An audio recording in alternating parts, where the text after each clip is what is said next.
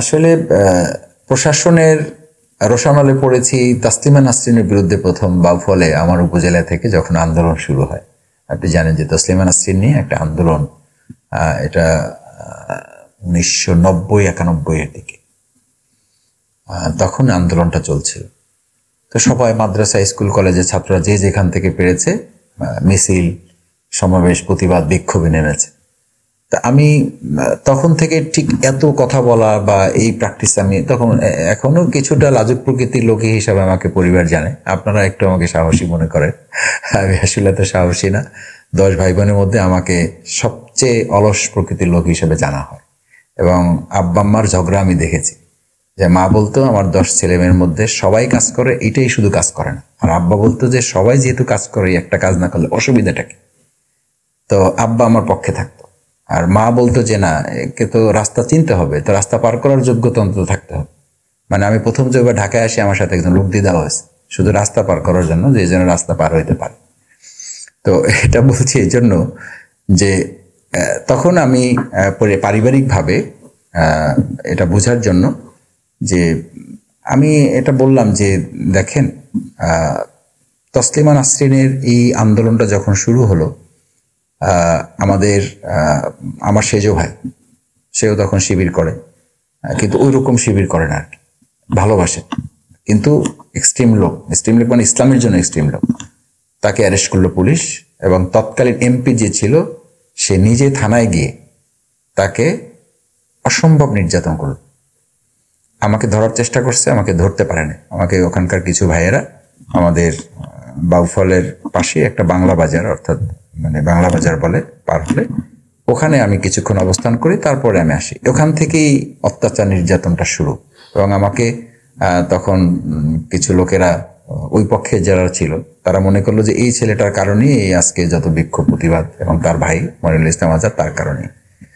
এরপরে তো বললাম যে ইসলাম ইউনিভার্সিটিতে ভর্তি হতে গিয়ে ওখানে বললাম প্রতিবাদের মুখে, নির্যাতনের মুখে। তারপরে রাজশাহী ইউনিভার্সিটিতে আমি মূলত 2001 সালে আমি প্রথম গ্রেপ্তার হই, এবং সেটা রমজান মাসে। আমি হলে ঢুকি, হলে ঢুকতে গিয়ে আবার বের হব ক্লাসের জন্য, তখন আমাকে মতিহার থানার ওসি, উনি আসেন নাই, এসআই 2 জনকে পাঠিয়ে দিচ্ছেন। আর হলে তো সবসময় পুলিশ ডিউটি থাকে, আপনি জানেন। ওনারা আমাকে বললো যে আপনি একটু গেস্ট রুমে বসেন, আপনার ব্যাপারে কমপ্লেন আছে। আমি কি কমপ্লেন, কোনো মামলা আছে? বলছে হ্যাঁ মামলা আছে, থানা থেকে পুলিশ আসতেছে, ওসি সাহেব আপনার সাথে একটু কথা বলবো। তো ওসি আসছে, ওসি এসেই খুব রাব ব্যবহার আর কি। হ্যাঁ, বিশ্ববিদ্যালয়ে পড়ার নামে সন্ত্রাসী কার্যক্রম পরিচালনা করান আপনারা। তারপরে আমি তখন কেবল বিশ্ববিদ্যালয়ের বায়তুল মাল সম্পাদক, মানে অর্থ সম্পাদকের দায়িত্ব পালন করি, 3rd ইয়ারে পড়ি। এটা বলার পরে আমাকে বললো যে আপনাকে আমার সাথে যেতে হবে। আমি বললাম কেন? মামলা দেখান আগে, আমার তো কোনো ওয়ারেন্ট আছে, কি জন্য যেতে হবে?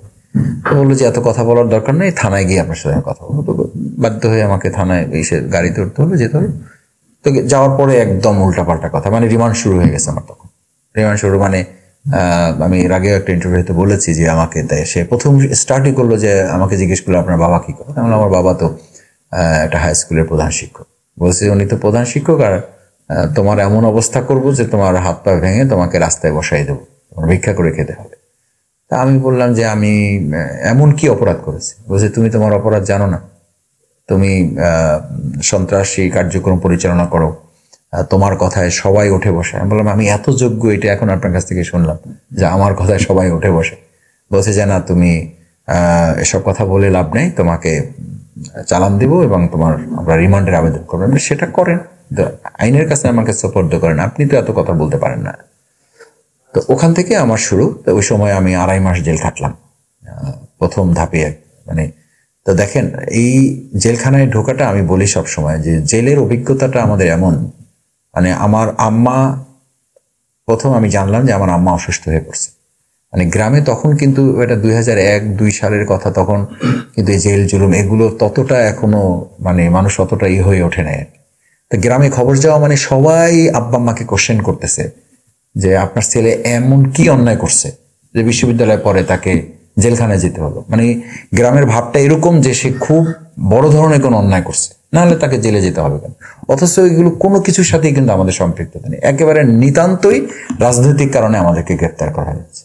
কিন্তু অত্যন্ত আনন্দের ব্যাপার, এটা আমি আমার সেই চাচার কথা এখনো বলি, যে যখন আমার ওই চাচা একজন আওয়ামী লীগ করে, মানে পাশে প্রতিবেশী চাচা, উনি মসজিদে জুমার সময় আসলো, মসজিদে মুসল্লিদেরকে উনি হঠাৎ করে কেউ জানে, উনি জিলাপি নিয়ে আসলো, জিলাপি নিয়ে এসে লোকদেরকে বলে, পরে আমার ভাই আমাকে বলেছে যে এরকম ঘটনা, কি হয়েছে, চাচা জিলাপি নিয়ে আসছে, এসে সব মুসল্লিদেরকে বলেছে যে আমাদের ভাতিজাটাকে যে কোনো কারণে হোক অ্যারেস্ট করা হয়েছে, আপনারা কিছু মনে করেন না, আসলে এটা একটা রাজনৈতিক কারণ, ও কয়দিনের পরে বের হয়ে যাবে, আমি আপনাদের কাছে অনুরোধ করতেছি মুসল্লিরা যারা আছেন সবাই একটু ওর জন্য দোয়া করবেন, ওর জন্য তাড়াতাড়ি বের হয়ে যেতে পারে। তখন আব্বা একটু খুশি হলো যে যাক, তার মানে আমার ছেলেটা আসলে খুব বড় ধরনের কোনো অন্যায় করে নাই। আমাকে আব্বা জেলখানায় চিঠি লিখেছে, জেলার সেই চিঠি দেখে তারপর আমার কাছে দিছে।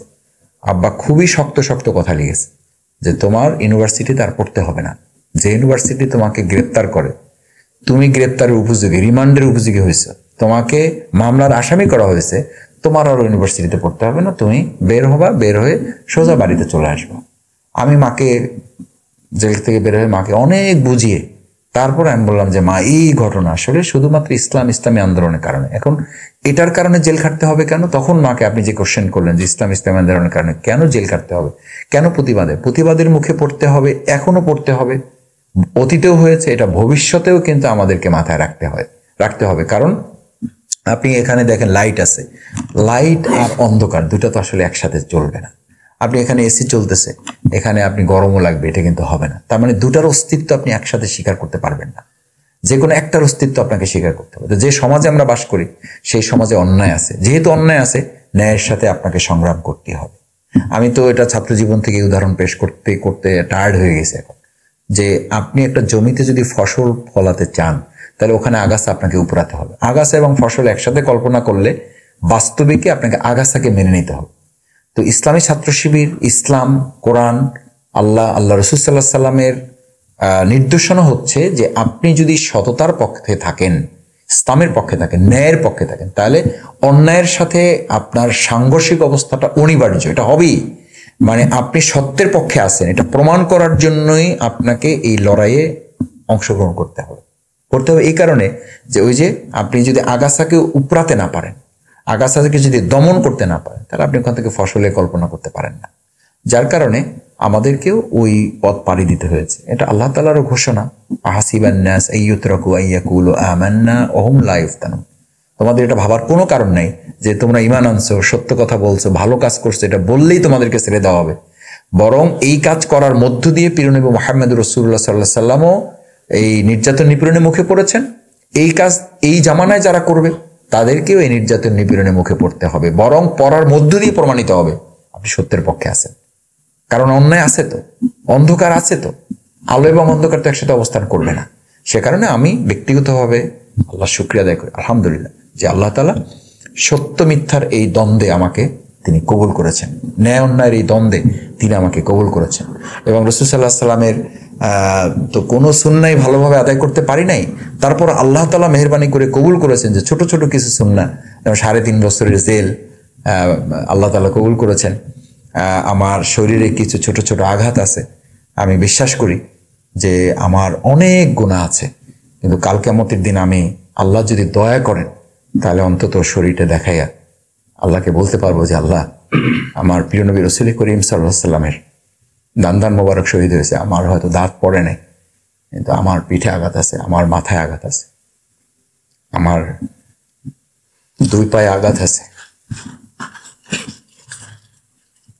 আমাকে যখন পিজি হাসপাতালে ভর্তি করা হয়েছে, ডাক্তাররা আমার কানে কানে 2 জন ডাক্তার এসে আমাকে বলেছিল যে মাসুদ ভাই, আপনাকে তো পুলিশ এখানে নিয়ে আসছে কিন্তু আপনার চিকিৎসা করতে দিবে না। তখন আমি বললাম যে ভাই তাহলে কি হবে? বলছে আপনি চিন্তা করবেন না, আপনি ভালো হয়ে যাবেন, আপনাকে আল্লাহ সুস্থ করবে। কিন্তু ওরা আপনাকে যে নির্যাতন করেছে, আপনার এই 2টা পা আপনি আসলে আর কার্যকর হবে। পিজি হাসপাতালে ডাক্তাররা আমাকে তখন বলেছে। আমি মানসিকভাবে তখন একটু হতাশ হয়েছি, কিন্তু ওই ভাইয়েরাও কিন্তু আমাকে সাহস জুগিয়েছে যে আল্লাহ আপনাকে সুস্থ করবে। এবং এখন শীতকাল আসে, ঠান্ডার সময় যখন আসে, আমার পায়ের তলা, আমার হাঁটুর জয়েন্ট যেগুলো, আমার দুই পায়ের যেটা মাংসের অংশ, এগুলোকে একদম ওরা টার্গেট করে করে, আপনি জানেন যে পুলিশের রিমান্ডে বা ওদের নির্যাতনের কিছু প্রক্রিয়া আছে, বোঝা যাবে না, কিন্তু এটার লং টার্ম ইফেক্টটা সে, এবং ওরা বলতো আমাকে যে তুমি বেঁচে থাকবা, কিন্তু তুমি অক্ষম হয়ে বেঁচে থাকবা। আমি আল্লাহর দরবারে শুকরিয়া আদায় করি যে ওদের পরিকল্পনা বাস্তবায়ন হয় না। আলহামদুলিল্লাহ, আল্লাহ আমাকে সুস্থ রেখেছে, অনেক ভালো আছে। কিন্তু এই যে আমি আন্দোলনে আপনি যেটা বলেছেন বাধা প্রতিবন্ধকতা, ভালো লাগে যে আল্লাহ যদি আমার কোনো আমল তার পছন্দ না হয়, তাহলে অন্তত রসুল সাল্লাহ সাল্লামের এই সুন্নাহ যদি দয়া করে রসুল করিম সাল্লাহ সাল্লামের সুপারিশ আল্লাহ তাআলা কবুল করে, তাহলে তো আমার জীবনে আর ব্যর্থতা বলে কিছু থাকবে। আমি সেই আশায় আছি যে আল্লাহ তাআলা আমাকে কবুল করবেন, এবং আমি রসুল সাল্লাহ সাল্লামের এই বাধা প্রতিবন্ধকতা তিনি যেভাবে অতিক্রম করেছেন, তার একজন ক্ষুদ্র উম্মাহ হিসাবে আমরাও সেই পথের পথিক হতে পেরেছি, কাছাকাছি যেতে পেরেছি।